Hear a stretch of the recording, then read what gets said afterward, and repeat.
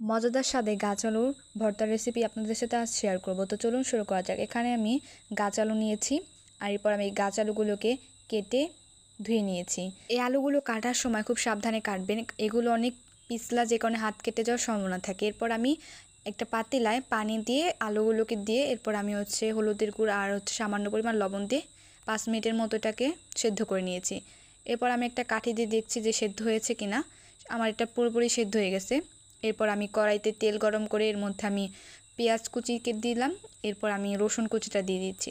এই ভর্তাটায় রসুন কুচিটা দেওয়ার চেষ্টা করবেন, কারণ রসুনটা দিলে খেতে আরও অনেক মজা লাগে। এরপর আমি এখানে 3টা শুকনো মরিচ ভেজে নিচ্ছি।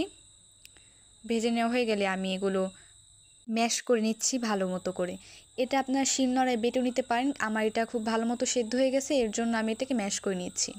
আমার পুরোটাই ম্যাশ করা একদম হয়ে গেছে। এরপর আমি শুকনা মরিচ ডলে নিচ্ছি। আপনারা এখানে আপনাদের পছন্দ অনুযায়ী নেবেন। আমি এখানে মিডিয়াম ঝাল খাবো, এর জন্য আমি 3টা শুকনা মরিচ নিয়েছি। আপনারা আরও বেশি নেবেন আপনাদের পরিমাণ মতো।